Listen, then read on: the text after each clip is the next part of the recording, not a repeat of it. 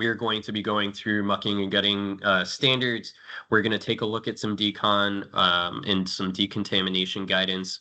We're going to go through what some of the activities might look like while you're actually mucking and gutting, and then briefly talk about safety protocols. One thing that I do want to highlight before we even get into this is that our mucking and gutting standard as AmeriCorps disaster response teams is 100% survivor centric.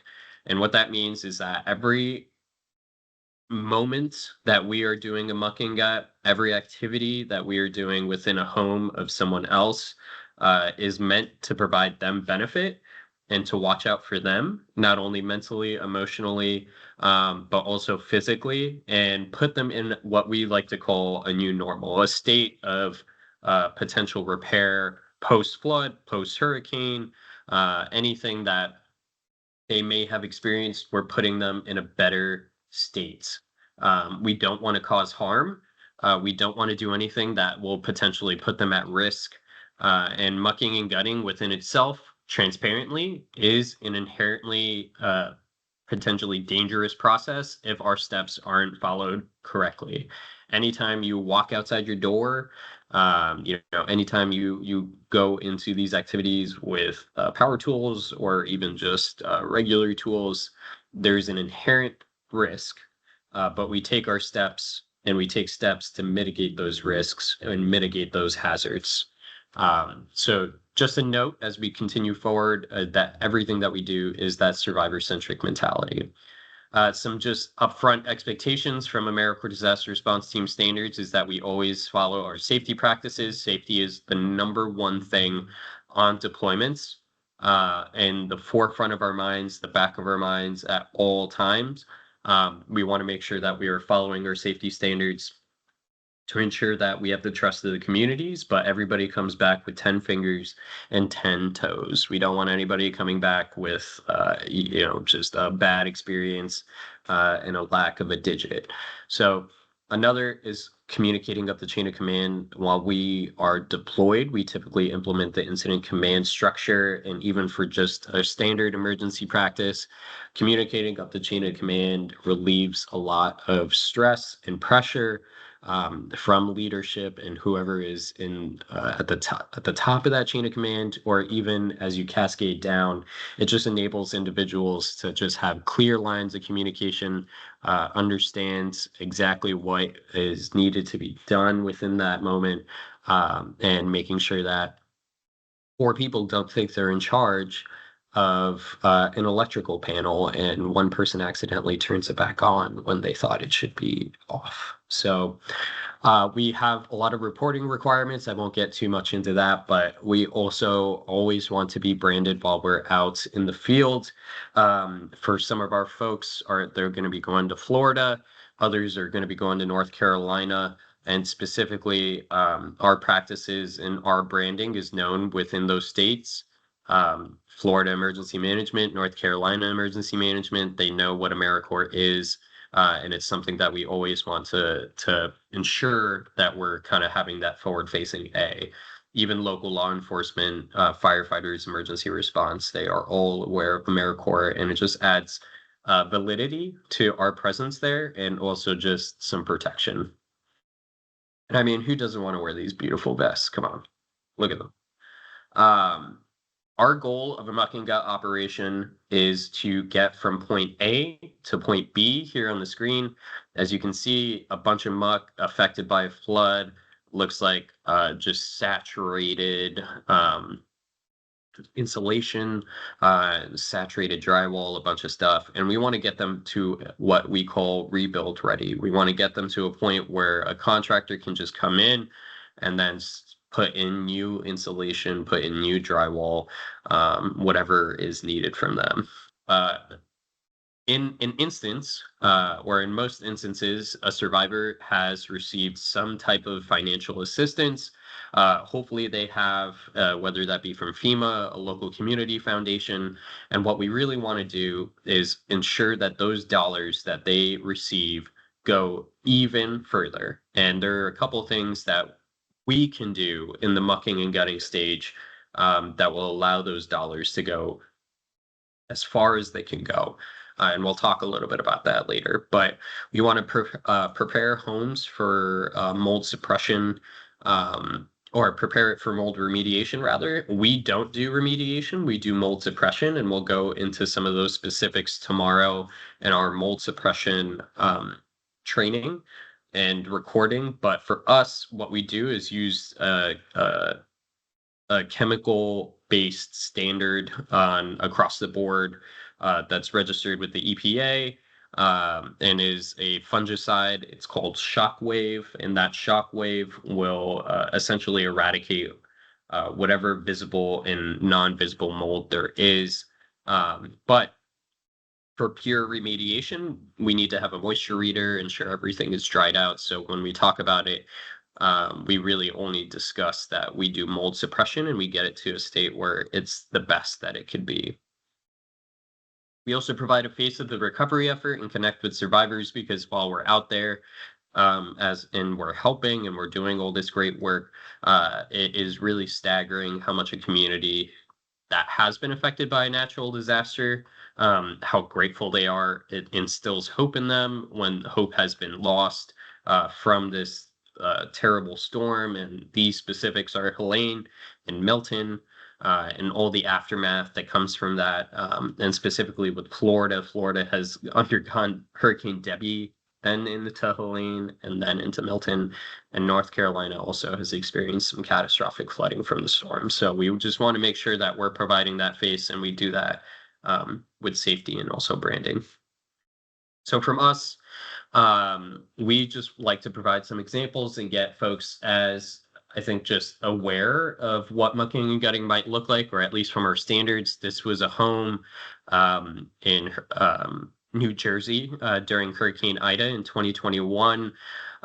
You can see about 5 inches of muck, a little bit more. You can see how high the water line was for this property. It completely blew out the foundation for this homeowner. This is a couple layers of carpet and matting, and he had a home gym and built basically a marble shrine to his kids, like a Marvel movie theater, and bought this home 2 weeks prior. So his home insurance didn't kick in, and Hurricane Ida completely displaced them. This was a couple days after, I would want to say about 5 days after, with one volunteer day from the New Jersey State Police. This was an incredible turnaround and just absolute standard, I think, picturesque standard of what AmeriCorps does when we do mucking and gutting. You can see no muck, no silt, down to the studs, all scrubbed, sprayed, and this is what we really call that rebuilt ready. This was the Texas Conservation Corps. It took them about 5 or 6 days, if I remember correctly, and I believe we have some volunteer hours that were contributed to this, and some other folks that were able to assist at the time too. So a pretty beast of a project. I would say, if I think Allie's on the call. Allie, I don't know if you remember if it was 4 or 5, if you want to put it in the chat, but it did take a couple days, but this was the last week of a deployment. And typically each mucking and gutting project, I would say on average, depending like a size like this, should be taking around 3 to 5 days. We should never spend more than about 5 or 7 days on a project. If it gets to that point, we start having conversations on maybe going back to it. We always want to maximize our efforts when we're in a place. This just happened where we had a really great team from Texas Conservation Corps that they were able to knock that out. Just some golden rules as we're getting into mucking and gutting. Safety, again, is always the number one priority. This is probably the biggest one, I believe, is respecting the homeowner's wishes. Please keep in mind that these individuals are trauma survivors. If they do not feel comfortable, or if they feel uncomfortable with having something removed, that is completely in their right to tell us no, and that they would wish or that they wish to keep it. It is not our prerogative. It is not our right to remove anything from their home that they do not wish to be removed. That is their sacred space. We are there to do the best good that we can, and part of that is a two-way streets in conversation with that homeowner. If you are in the field and you feel uncomfortable with anything that's transpiring within the home or the mucking and gutting process, please communicate that up the chain of command. You are always within your rights as a responder to say no. There are certain situations where maybe you feel like it is just too much and you need to take a break or walk away, and that's completely okay. I've seen quite a few homes over these last 5 years and 15 federal declaration deployments that I've been on. And I don't think well, actually, it just completely surprises me each deployment how staggering some of the damage can be. So, and with that, our standard and our goal is deconstruction, not demolition. When we mucking gut as AmeriCorps disaster response team members and staff, we are taking a methodical and precise approach to removing debris and removing muck from a home. It is something that we take time with. And if your goal is to wield a sledgehammer in a home and just start swinging that bad boy to get it back to rebuild ready, you are going to be very disappointed. For our purposes, we want to go in there with a plan, and most of the times, if not all of the times, your best friend is going to be a hammer and a pry bar. There are many times where we've had items that homeowners did not wish to be removed, whether that be ornamental trim, original doors, that have been contaminated by floodwaters or have mold on them. And it is completely within their right to tell us that they wish to try to save that. We provide them some information on mold. We provide them some information on safety of dealing with molds, and a lot of times we leave them with some N95s. We have a big budget for a reason, and providing opportunities like that for them to be in their home safely or to continue trying to work in their home safely is also part of our goals. So just some background before we actually get into mucking and gutting. And we really just wish to establish a standard of safety and also making sure that we understand that when we're on deployments, we are one huge AmeriCorps team. We are looking out for each other mentally, emotionally, and physically. We are there as brothers, sisters, comrades. We want to make sure that we're all looking out for one another. We're all going through the same thing, and we want to make sure that we are operating as the best as we can be so we can support those that are in a very dark time or going through one of their worst days. But that can only happen if you are protecting yourself. So without further ado, we'll get into mucking and gutting 101. This is the home that we mucked and gutted in New Jersey. As you can see, the foundation was completely blown out. And a lot of these pictures are from the last couple years of mucking and gutting. Like I said before, just some basic principles. Mucking and gutting can be very dangerous work.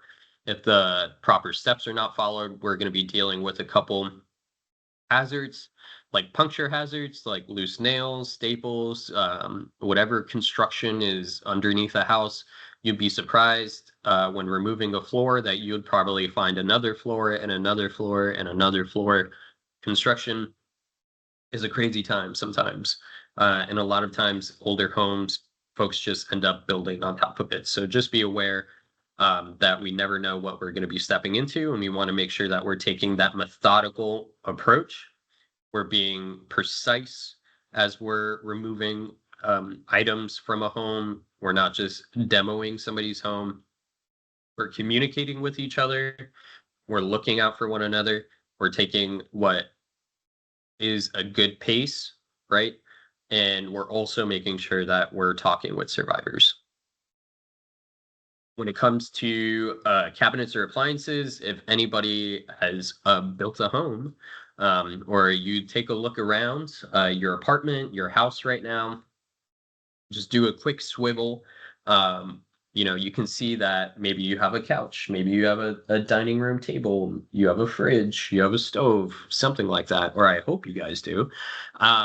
Those are going to be the things that need to be taken out first to create safe lanes of movement before we actually end up removing drywall or removing ceiling or insulation. We want to make sure that we are removing any trip hazards, anything that can impede us on clear walkways as we're doing this work. So we want to get those bulky items out. We'll talk a little bit about that. But basically, the last things that you put in your home are in reverse order, we're going to be removing them, right? So any of the big stuff, anything that could topple us or create a tripping hazard, basically. We also want to make sure that we're working top down and back to front so we don't create any unnecessary mess or extra work, but more specifically, so we don't trap ourselves. If you're removing flooring and you start from the front and you work to your back, what's going to happen? By the time you get back there, you're going to be walking on joists, and that is an OSHA violation. So make sure that you guys are following this approach, and we'll talk a little bit more about this in a bit. Every local municipality, every city or county typically has a city inspector. Just for your awareness, they typically go and they assess structures as we're out. This is just an FYI that a lot of times you'll find placards on homes that have been affected. We just want to make sure that we take a look at what those placards are actually saying. And with AmeriCorps resources on behalf of the state, we could actually contact those county assessors and ensure that we have a safe home that we're working in. This has been red tagged, which has been deemed severely damaged to the degree that it's too dangerous to inhibit. Yellow tagged has been moderately damaged, but it could be habitable during the day, for example, or maybe something is needed for it to be completely habitable. That home that I showed you guys before, a lot of times the actual utility companies won't turn things back on if there's a pathway blocked. So for us, we had to relieve all of this, get rid of all of this, so the utility company can just go through this one door to turn on the utilities. So it's their policy a lot of times. So just make sure that you're following that chain of command and asking through, what those placards are looking like, or if you feel like something is sketchy or too dangerous, or it's looking kind of uneven, like this dilapidated property. Just communicate that, and your incident command team will assess that and probably have a discussion with me about what that looks like if I'm your operations manager. For our purposes and for mucking and gutting and I guess life, we encounter porous and non-porous items. Essentially, exactly what it sounds like: items that have pores versus items that do not have pores.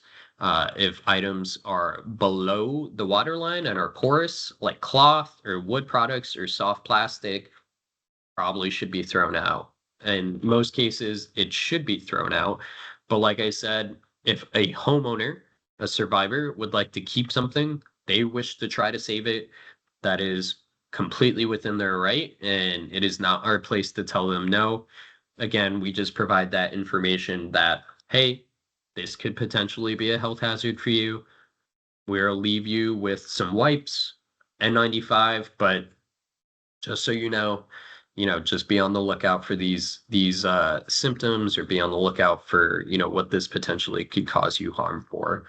I had an individual that had like 6, 7 leather jackets from the 80s, I think in New Jersey one time, and I was completely within his right. He wanted to keep them. They were stiff as wood, but he wanted to try to save them because they were vintage, they're original. And what I told him was that, hey, they do have mold. They were in floodwaters, potentially, has some hazards to your health. I would just try and clean them as quickly as you can and try not to spend too much time around them without an N95 or something to protect their airways.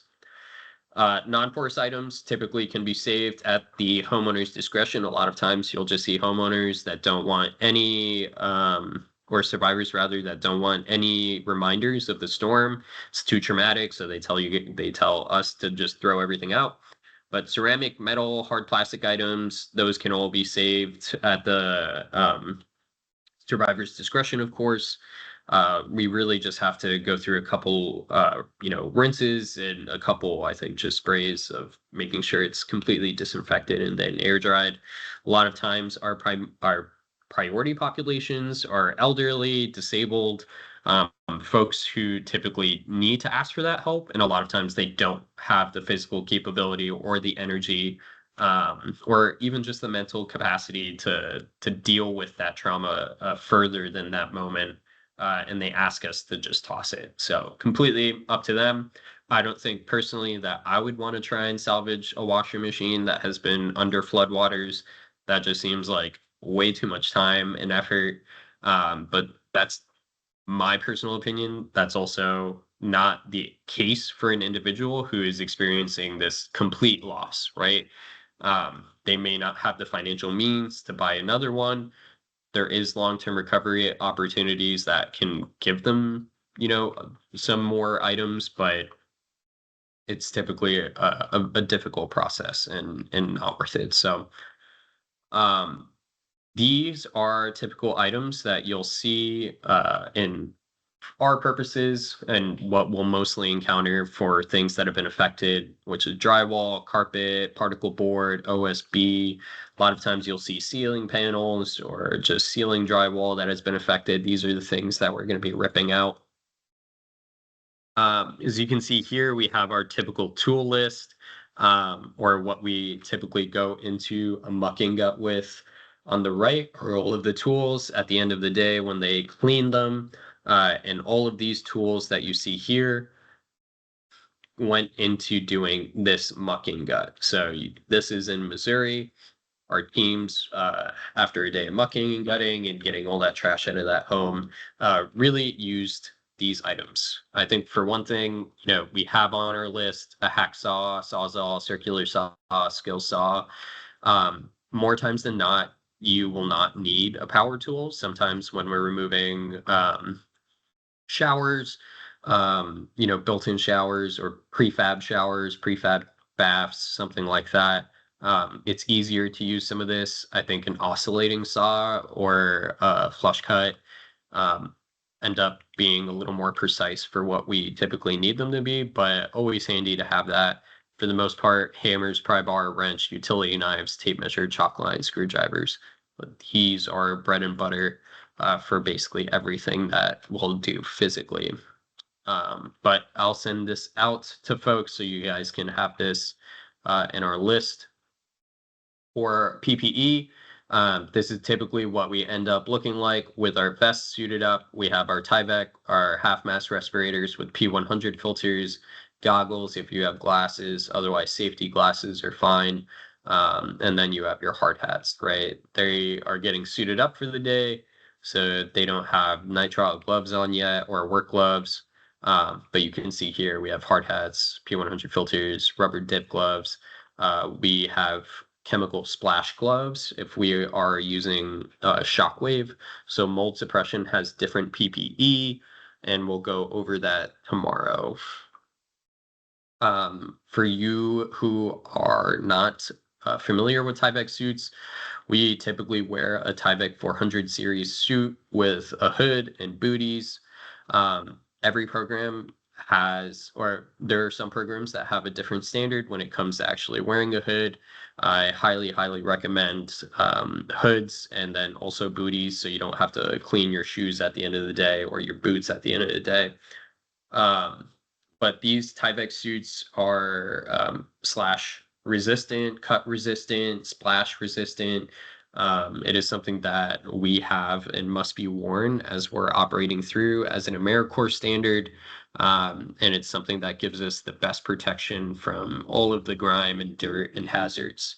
that are encountered when we're mucking and gutting. So you can find Tyvek 400 safety data sheet online, or you can go to Granger.com and you can find more information about the specifics of Tyvek suits. We do not wear just painter's coveralls.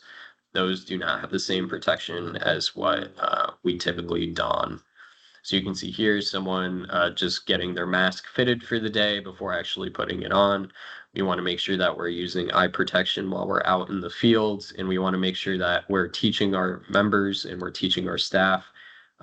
When you are working in a place like that, and we'll go over this a little bit later, your hands are hot in described way that it has been in contact with a particulate like black mold, and that's something that you typically don't want to be rubbing your eyes or trying to touch, your safety glasses, and fixing them. We recommend, if you are having any trouble in the field with any of the PPE that you're wearing, to step outside. We have a dedicated decontamination specialist and outside always, one person who's decon, and they will help adjust and fix whatever issue you are currently dealing with. P100 filters, I won't go too much into this, but these provide the highest amount of particulate filter that we can possibly get. These are rated for asbestos abatement. So black mold, anything like that, that's not getting into our airways as long as we have our P100s here. There's also disposable P100s that are really nice when you're just doing assessments for a day. And it's branded through 3M or created by 3M. You've seen this hockey puck. This just adds more, I guess I would say, smell absorbency. It won't be as smelly, but I promise you the places that we go into are gonna be smelly. So whatever it means for you and your own personal, I think, stomach, you can choose to have one or the other. It does help, I think, to a little bit. But when wearing half mask respirators, we should be able to breathe freely at all times. It should not feel like you're being choked or you're struggling to breathe. That means that your mask fitting isn't properly. You may not have a proper size. It may be too tight. And if you are straining to breathe, it's probably too tight. If you feel like you are breathing super easily, then it may be a little too loose. We want to make sure that we check a seal around this, and we want to have a proper seal. We can do a negative pressure test, of which you place your palms without the filters as you're adjusting your mask. And if you breathe in and you don't feel any air, that means that you are on your way to a good proper fit. So for us in the field, there are a couple things that we actually use specifically on a day-to-day basis, which include these consumable supplies.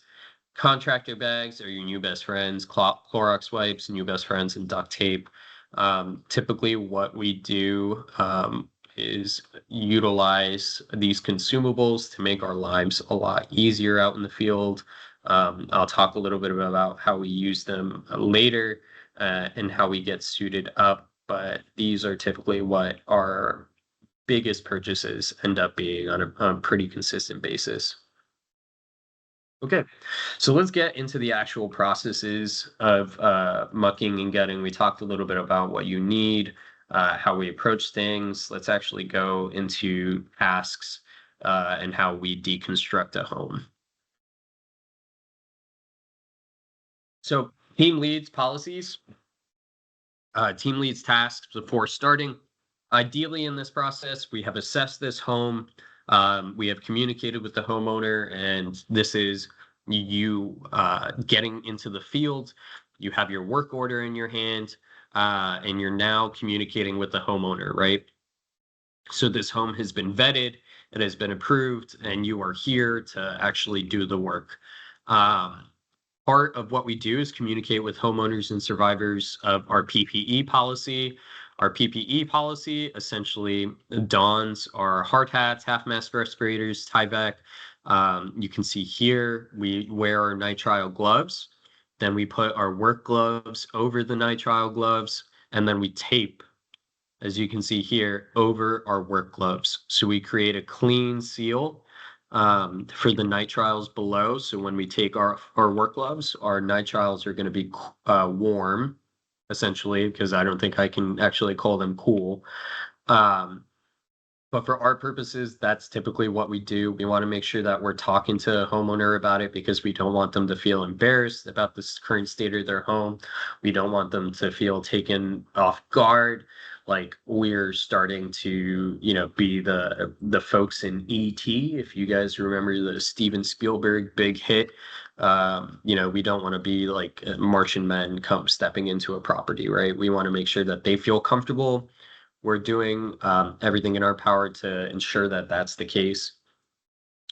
Second step, after we talk to them about our PPE policy, and typically that's best done with your team lead, just going to talk with the survivor, and then everybody else is kind of getting suited up.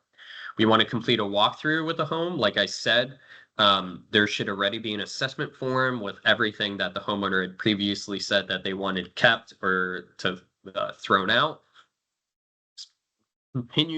Continuous communication is the best policy here. We continue to talk with the homeowner.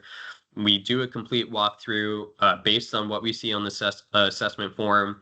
We get a sense of what needs to be accomplished, anything that should be salvaged or not, because maybe their mind has changed, and that's fine. We just make an amendment to our assessment.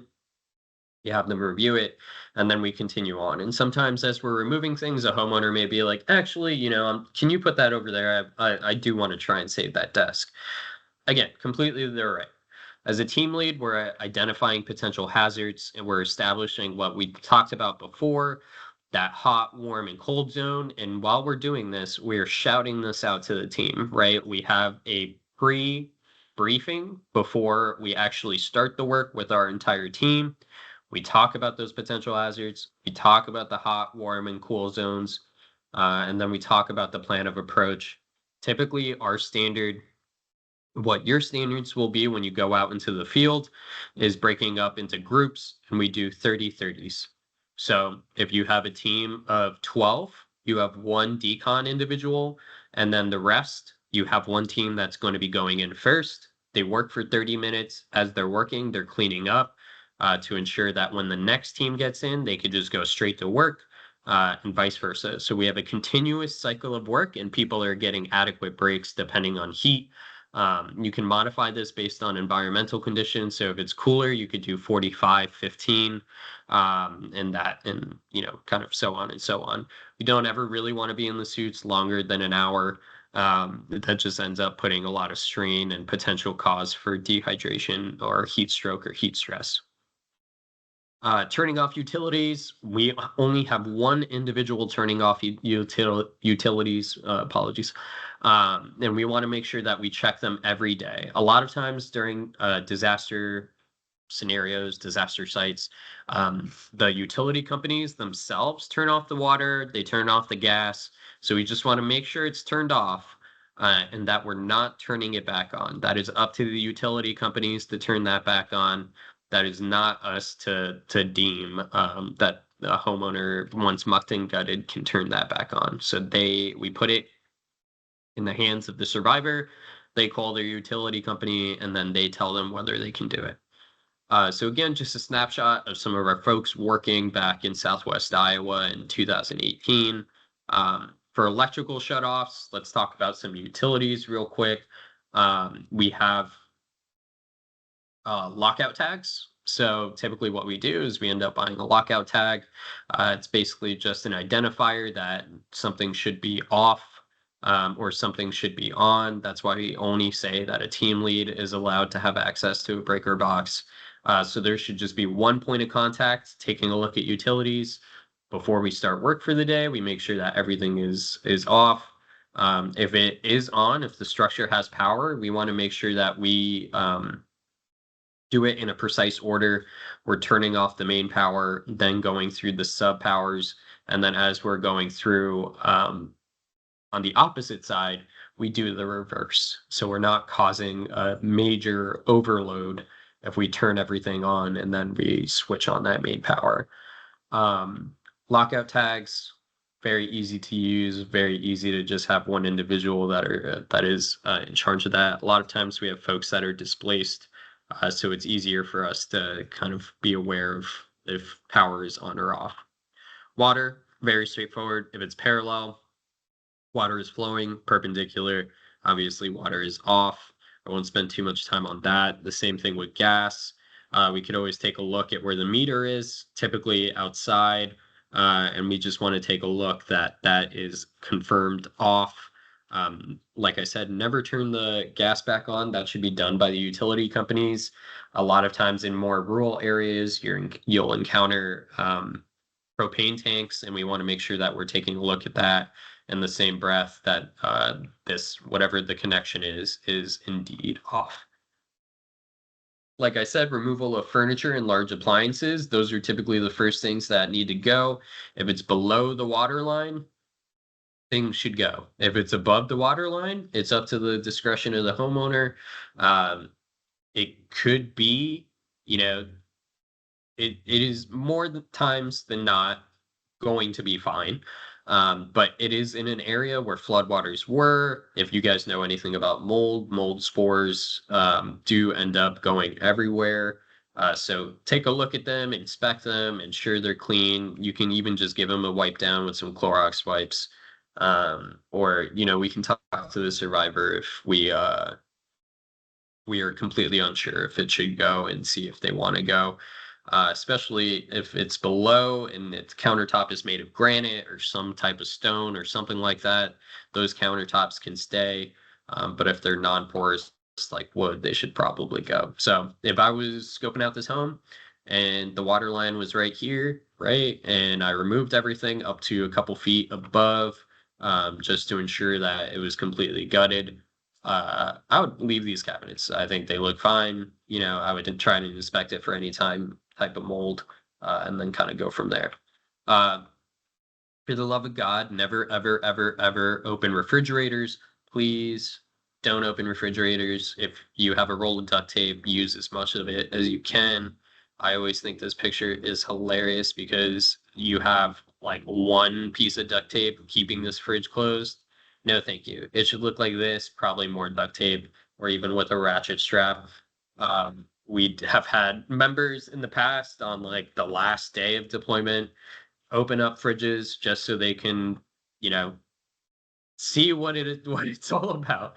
And those folks have thrown up in their respirators. So just don't, especially as we're getting close to the holidays. You know, I'm sure that there is some food in there that they maybe were saving, like turkeys or other stuff. So just don't do it and tape it and then bring it out as soon as possible. If I saw a fridge, it would be the first thing that I removed. Electrical stoves, we do remove those as well. We want to make sure that when we take it out, it typically leaves some exposed wires, and we're capping those, which would be safe for us to do if the power is indeed off. And we want to make sure before we even touch that stuff, that power is off. But once we put on these caps, we should be good to go. Just let the homeowner know that there are exposed, or we cap these exposed wires, so they're aware. Some other things that you guys might encounter: removing washer machines and dryers. Kind of the same concept is triple hoses, right? You have your cold, your excess, and your hot. Before doing anything with these appliances, just make sure that you have taken your due diligence to remove any residual water. You do not want questionable water splashing on you. And here is a diagram, if that wasn't clear enough, of some of the things that you may expect, right? Take a pan, take a bucket, take something, um, and then just make sure that we're taking these hoses off with proper caution and consideration. Same thing with sinks. You might be seeing more modern sinks where they have an actual garbage disposal attached to it.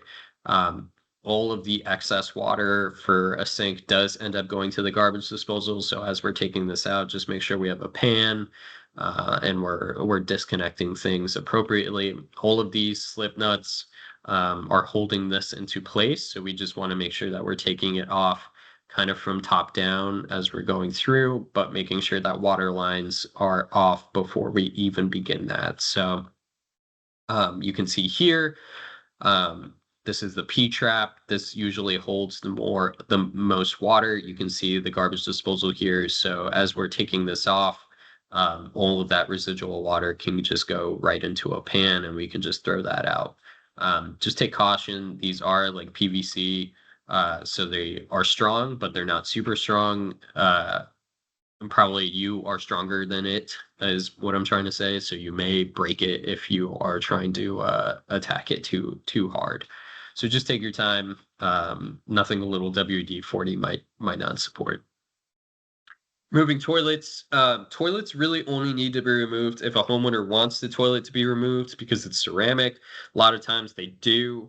And if it's cracked around the toilet, you can assume that there has been mold that is infiltrated into, or some type of floodwaters that have infiltrated into that. One big proponent usually typically is that if that is the case, then the subfloor around the toilet is compromised and it will be soft and difficult to actually save. So we want to remove it. Same breath, there are a couple steps for us to disconnect the toilet. Biggest thing, please remember to use our nifty, handy dandy red Solo cup to remove the basin. I can't tell you how many times I've seen someone remove a toilet and it's just completely filled with floodwaters.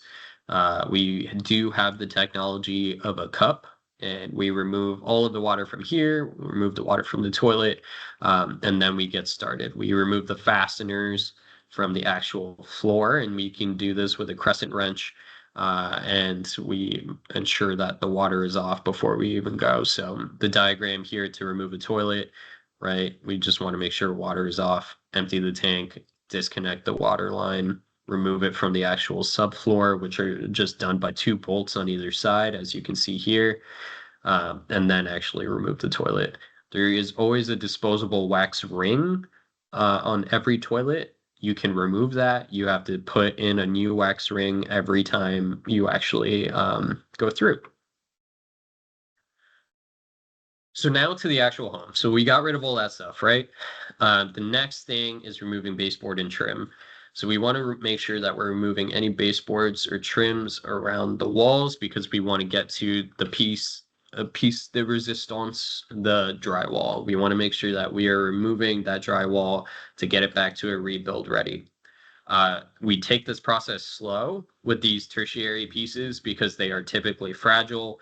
They are mostly aesthetic. We want to ask the homeowners if they want them to be saved because a lot of times trim can be ornamental, and a lot of times it could actually be just historical or personal, and they want to keep it completely, again, up to them.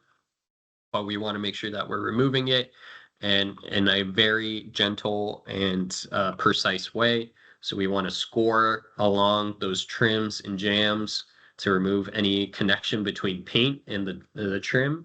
Then we want to go carefully. As you can see here, he's using a 5-in-1 tool or even a putty knife. And you're taking your pry bar and little by little, you're going down.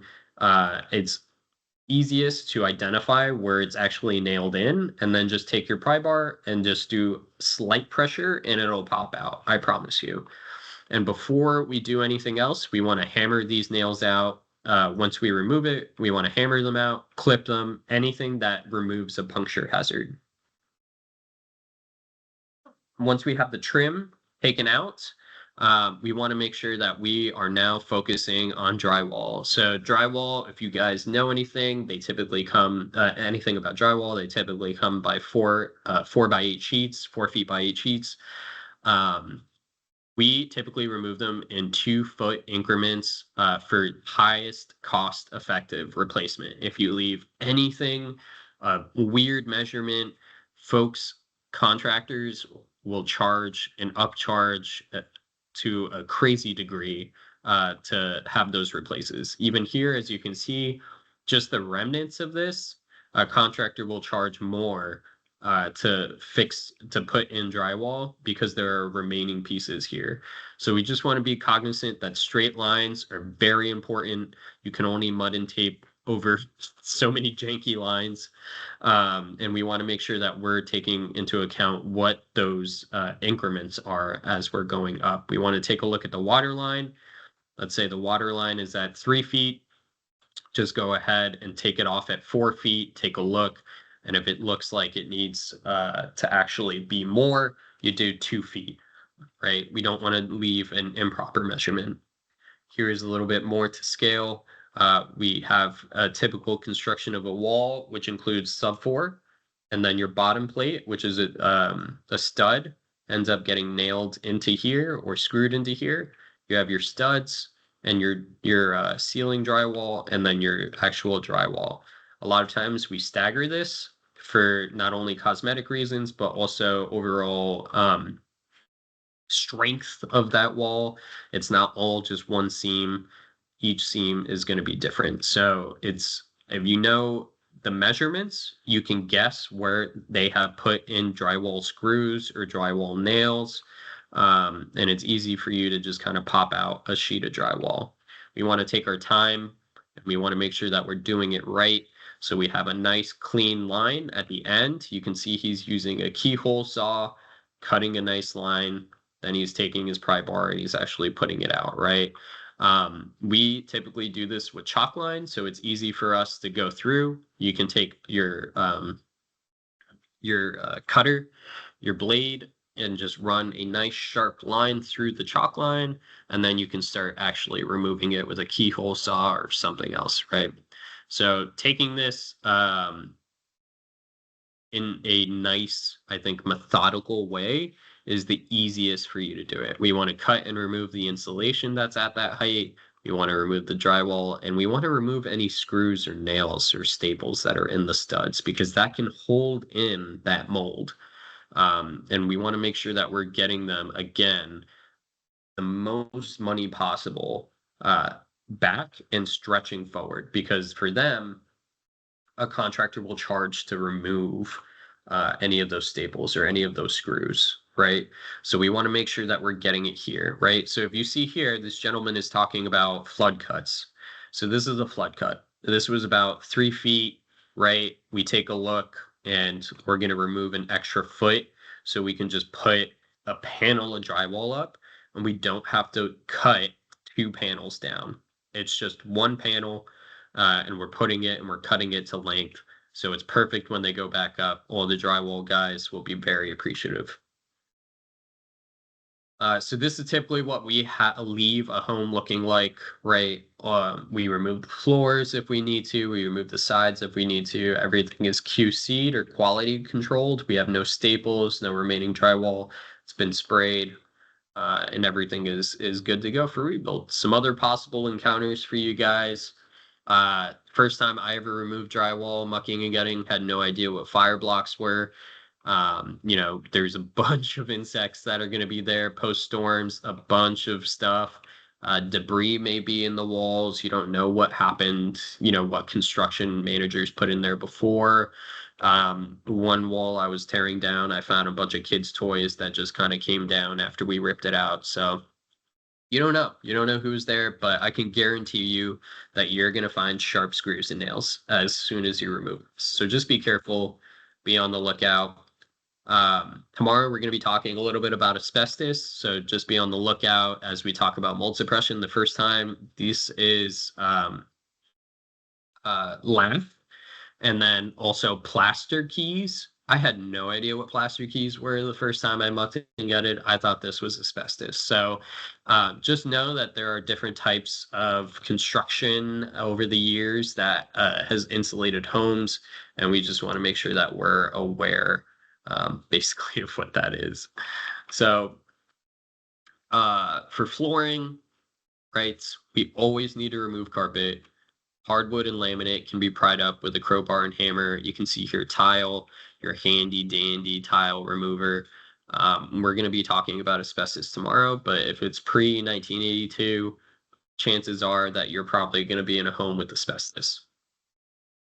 If I can teach you guys anything before the end of this training, it's that curbside debris removal. Every municipality in every county, every state will just greatly appreciate, and you will save survivors so much heartache if we remove and properly sort our debris. We always bag everything, or we try to at least. And this is typically the standards after a disaster, what we look for. It's construction and debris, bagged up drywall, bagged up insulation, flooring as like precise and piled as we can get it. White goods, which are like microwaves, refrigerators, oven water heaters, vegetative debris, they will not pick up any vegetative debris if it looks like it has any plastic, any other materials in there. So we have to be very careful. And then any hazardous materials at the end, like oil, paint, cleaning supplies, batteries, pesticides, whatever. So you can see here some stacks of those hazardous materials. And then you can take a look at the FEMA policies for debris removal guidelines. Apologies. If we stack it too far back too, uh, they will not pick it up a lot of times. So we typically have a good conversation with the county emergency manager.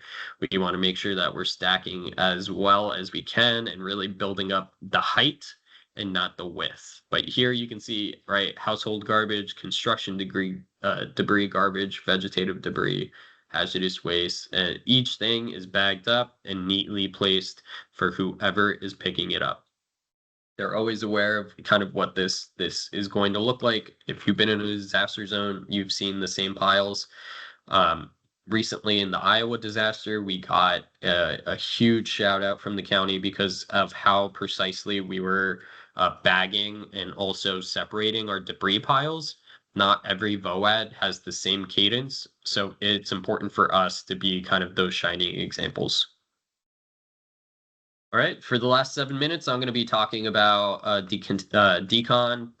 decontamination guidance. For us, what we do for mucking and gutting, one of your first procedures is to take a look at the home and then set up a hot zone, warm zone, cold zone. A hot zone is always going to be the inside of the home, and directly outside, or what the egress is, so that door that people are coming out of, that's hot. Everything else we can be considered warm. So warm will be where we set up our chairs or our tents. It should be away from the hot zone and away from the wind direction, right? So if we're taking a look at a home, we want to set up maybe on the side or some place that's out of the way, any area that's 20 yards, right? A little bit away, but still not horrible for us when we leave. We don't have to walk a mile to get there. Cold should always be our vehicles. Nobody who is warm or who is not fully decontaminated should ever step into our vehicles. You should not be going there. If you have a suit on, even if you have a suit around your waist, you should not be approaching the vehicles. The only person who is allowed until you're fully decontaminated to go in a vehicle is somebody who is fully desuited or your decon individual for the day. That decon will help people get suited up and desuited. So we are minimizing the amount of potential exposure of any black mold, any other goop, or any gross stuff that may have been remaining from the floods. End of the day procedures. This will vary based on kind of what you're looking like in the field. If we don't have a lot of access to running water, your new best friend are going to be Clorox wipes. A lot of times we can take things like our work gloves and our hard hats. We could give it a little bit of a wipe down and then put it in a hot bag, basically, saying that we wiped it down, but it's still with some other stuff, right? Like we're not doing a full decon. Um, you can typically, what we do is take our filters, and from a 40 to 50 hour period, depending on the severity of mold, you could just put them in little sandwich bags, write how many times you've used them. I would say every P100 pair, is good for about 4 to 5 days if you're doing moderate work in moderate conditions. If you have a really bad home, it's like truly, truly a lot of black mold. I would say maybe 2 days, 3 days max.